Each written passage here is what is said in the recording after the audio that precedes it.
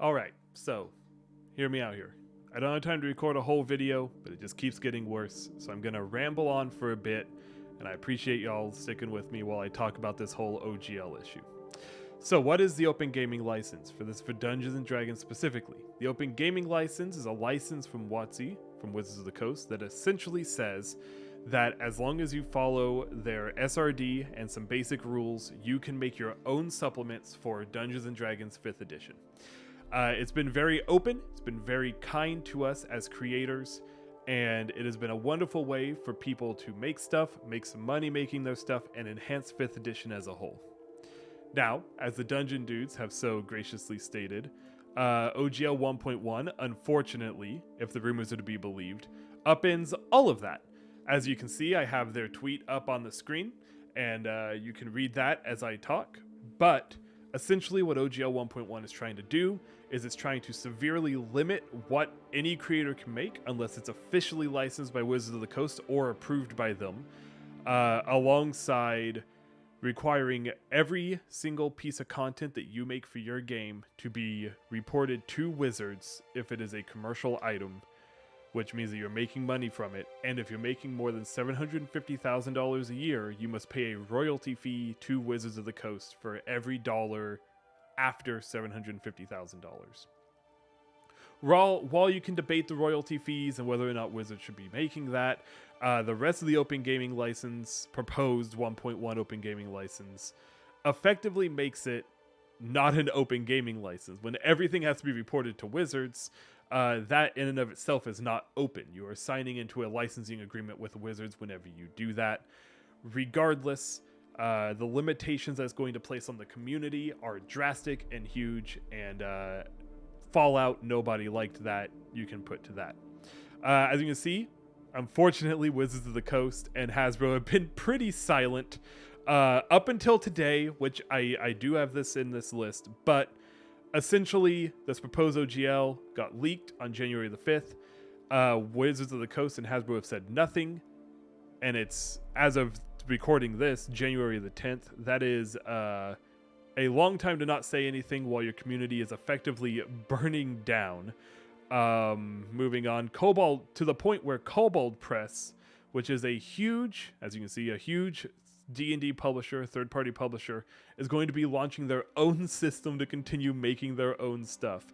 That is huge news, and you can imagine what will happen if all of these other third-party publishers move away from Dungeons & Dragons. A huge part of the community relies on this third-party publishing because Wizards of the Coast, their books, while in my opinion good, aren't enough for a lot of people. And some people like to have some Wizards of the Coast and some third party, and just having this community where everyone can come together and create this content together and supplementary to what Dungeons & Dragons 5th edition is huge. And losing that is devastating if that's what ends up happening. This is just Cobalt Press's official announcement. I tried to load up their website. However, the website is down. That should give you an indication of how big this is. And this is all that D&D Beyond has to say about it, which D&D Beyond, for some reason, is the avenue in which they're choosing to respond to us. After 5 days, the only thing they have to say is, we know you have questions and we'll be sharing more soon. Thank you for the patience. As you can see, I retweeted Guinea D's tweet here. I believe that what she has to say is essentially the truth of the matter, which is time for patience has been gone since day 2, I would say. And if they want to fix things, they really need to knock it out of the park with this statement. If it's not rolling back the entire thing, I'm not sure that they will have done anything but unreversible damage to the community. So I know that this is a little bit of a quick overview. There's been 1,000 videos about this, but you want to help, and if you want to help get rid of this D&D OGL 1.1, what can you do? Well, you can contact people at WotC. There are phones that you can call, let them know that you don't want this to be a thing. However, if you don't want to go that far, I don't like calling people. I understand. There is this. This is an open letter, hashtag OpenDND, an open letter for the community that has been created to essentially say, hey, we don't agree with what's happening here. I have personally signed this. As you can see, 43,867 people have signed it. And here's just a list of a couple of the names.